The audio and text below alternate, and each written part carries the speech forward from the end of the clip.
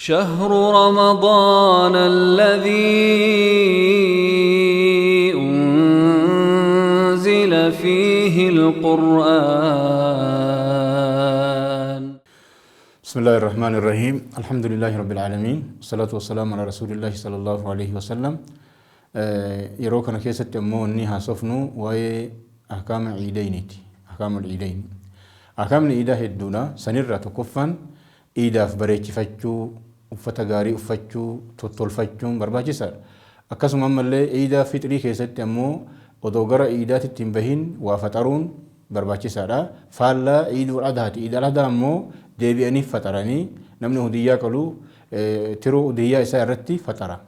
Akkasuma mallee takbiirtaa jechuun guyyaa halkan leeyilaa iidaat irraa jalqabee salaata fitrii iida fitrii keessatti haga salaatatti seenanitti ka iidul adhaa ammoo dheerata.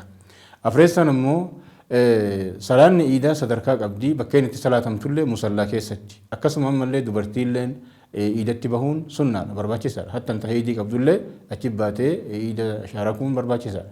Jaheessan ammoo salaanni iidaa raka'aa lama, yeroo raka'aa duraa keessatti takbiirtaan yeroo torba, raka'aa lammataa keessatti yeroo 5 jedhamti qiraatiin duratti jecha. Akkasuma tahani'aallee wal gammachiisuun baga siin gahe waliin jechuun barbaachisaadha. Akkasuma yeroo iidaaf deeman karaa tokkoon deemanii yeroo deebi'an ammoo karaa biraatiin deebi'uullee barbaachisaadha. Akkasuma iida keessatti iidni guyyaa agartee bashannanaati, guyyaa namni agartee waa hunda keessatti babal'ifatu, garuu waan shari'aan faallaa deemuun hin barbaachisu.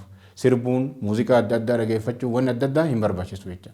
Guyyaan iidaa ammoo guyyaa gammachuuti, guyyaa agartee bal'innaati. Namni gammadee maatii isaatitti bal'isee uffata gaggaarii uffatee nyaata gaggaarii qopheeffatee walitti dhufee wal ziyaaree jechuun barbaachisaadha.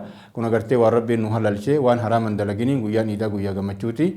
Rabbiin agartee nu hundaanuu haa gahu. Azaahu sallallahu wasallam wa baraka ala nabiyina Muhammad wa ala alihi wa sahbihi ajma'iin.